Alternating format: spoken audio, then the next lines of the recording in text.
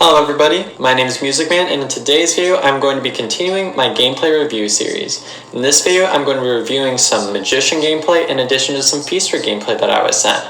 And now let's get into the matches. Alrighty, so our first match here was sent by the Magician. Now I'll clarify, there will be some skips in the gameplay. This occurs when some of the gameplay was laggy and froze actually in the replay. So I will be skipping a few areas in the matches just to keep the gameplay feeling a little bit smoother. So the Bloody Queen ends up finding the prisoner first. This is not what you want if you're the Survivor team. Look, you got Seer, Magician, Merc. Not a super Cypher Rushy team comp without that prisoner decoding. So the survivors are already in a hard put position, being that the prisoner has already been hit by the time of the first mirror.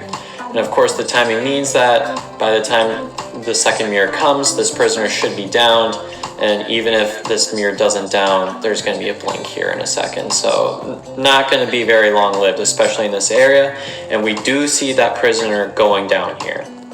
So this Bloody Queen is going to go ahead and share this prisoner right in the basement. Now this is definitely what you don't want from the Survivor team right here. That's going to be a very tough rescue to make. My recommendation for the Survivor team in this instance would be to not go for that rescue. That was a very early down, and basement is a very risky one to go for. Oh, and this Bloody Queen misses that mirror here. That's going to hurt a little bit. Now he's actually quite a far ways ahead. Ends up getting the double hit right there. Now this Bloody Queen just needs to be able to get this hit on the prisoner. Nice patience by the Bloody Queen here, not getting super aggressive or anything. And yep, you're just going to want to wait out this owl probably. I don't know if she necessarily should have hit that. That blink I would not have gone for. Honestly, that probably would have collided anyways, even if the blink was not even used. So I don't really know why the hunter would use blink there. But that was a nice shock by the prisoner, stalling out just a little longer. Nice faraway mirror. So this is a very, very tough place to be in the Survivor comp right here, where it really looks like it's up to the Magician to pull a rescue here, if there's going to be a rescue here, because that prisoner's already been on the chair. There's not a whole lot of time to actually make this happen. My recommendation would be, again, probably leave the Survivor on the chair and go for some decoding here. You are at 3 ciphers remaining, so that makes things a little bit tricky. But ultimately, the survivors should be looking at a draw at this moment. And yep, they're doing the right thing. They're letting the survivor die on the chair right there. And now if I'm this hunter right here, I'm going to be going for whoever's at God Kite right here. Oh, this isn't God Kite, my bad. Moongate right here. And this is Magician. Excellent one. When it comes to Magician actually isn't terrible against a Bloody Queen. There are certain hunters that Magician doesn't work with, but Magician sometimes can work against a Bloody Queen if you get those wands the correct way. Now the thing that makes Magician an interesting pick over other hunters is that typically it's kind of the perceived notion that Perfumer is able to have a little bit more survivability. But with Magician, there are some chances that you'll be able to get a really nice kite out of Magician here. But the problem is, now that you're here, you don't have any abilities to work with after your 2 wands. So that's kind of the value of Magician. Only gets 2 items while Perfumer gets 3. Just a few things, but Jogy here is doing a very, very excellent kite here.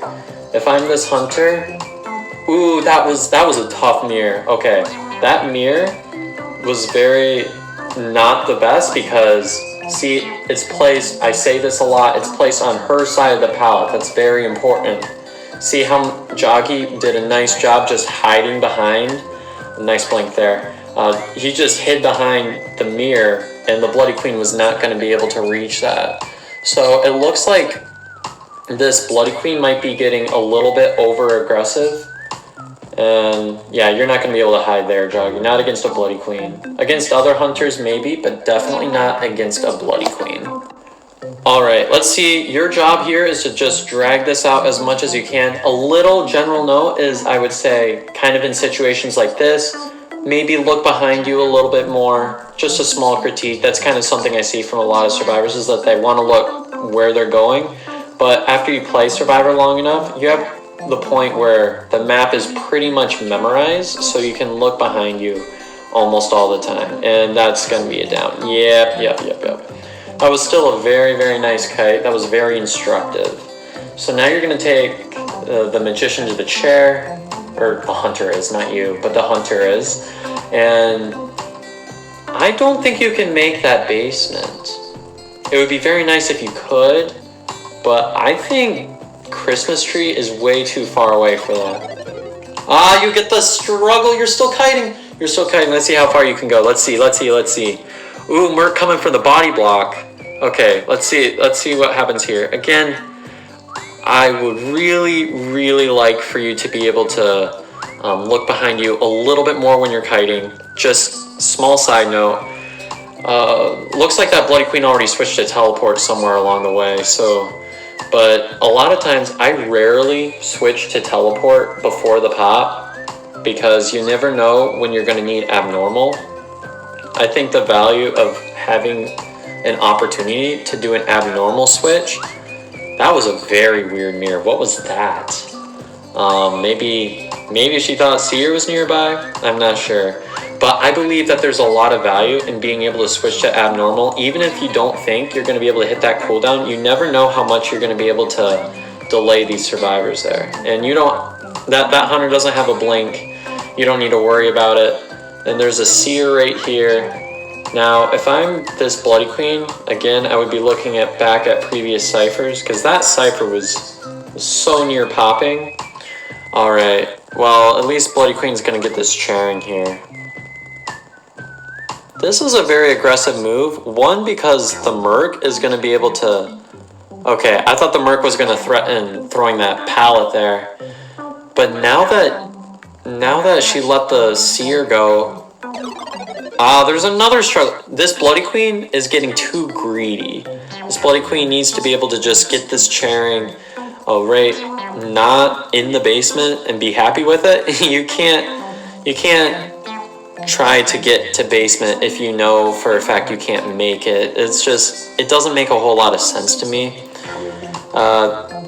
And these mirrors are sometimes a little weird as well, I would say, but the survivors are also doing a nice job. After the first elimination, I'm not seeing too many mistakes. I mean, this seems to be fairly coordinated here. But the difficult thing here is that now the hunter does have a shot at winning.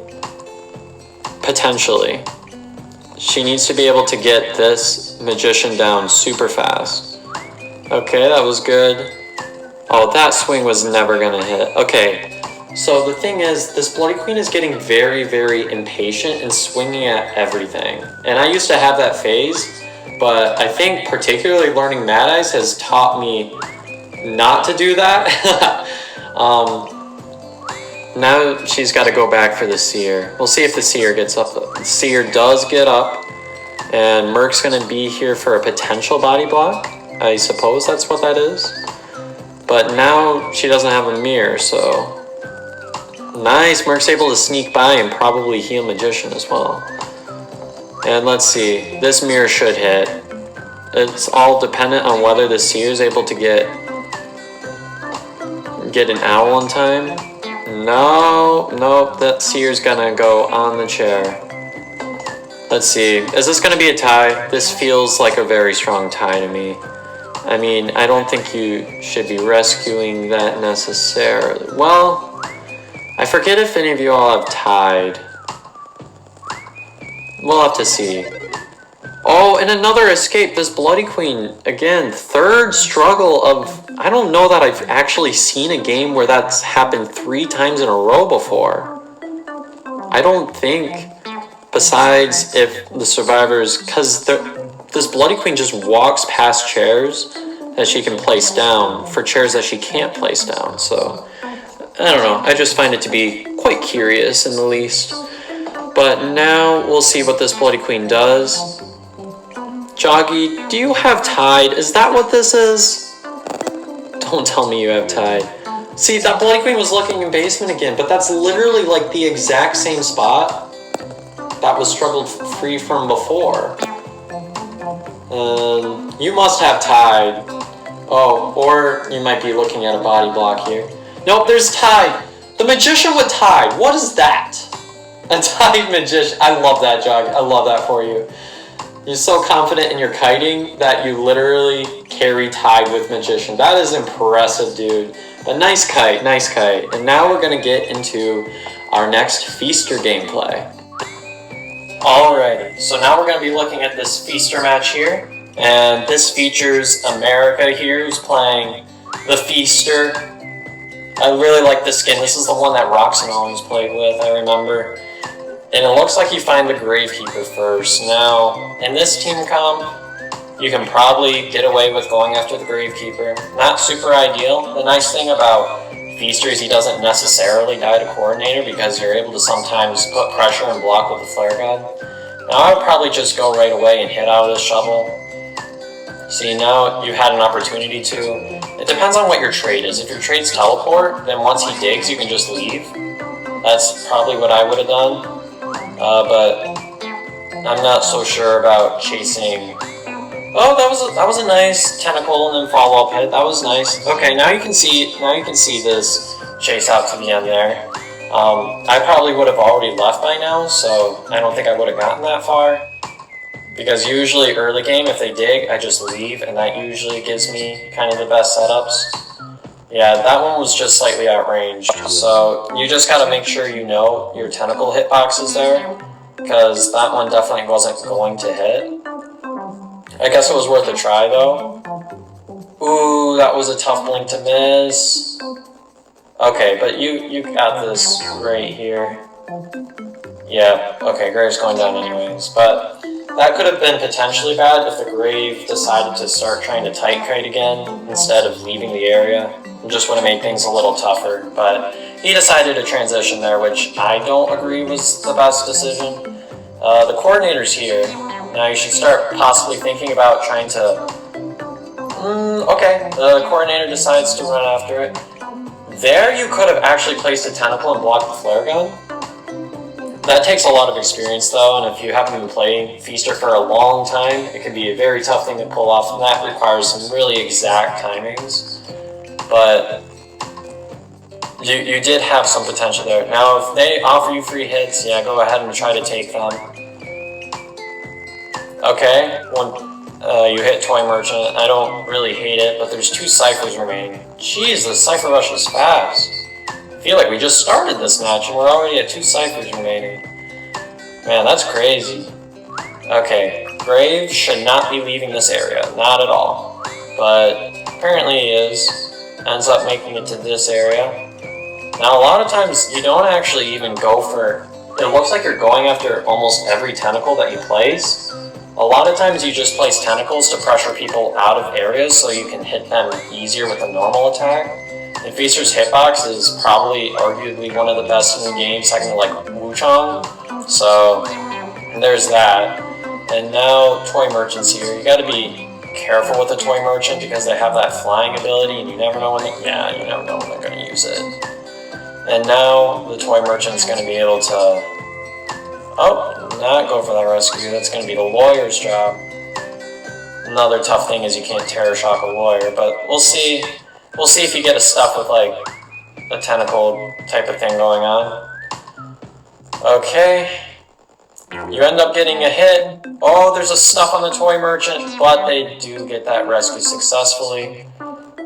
Now in that scenario, I wouldn't switch targets here. I really don't think so. I don't think that's very becoming right now.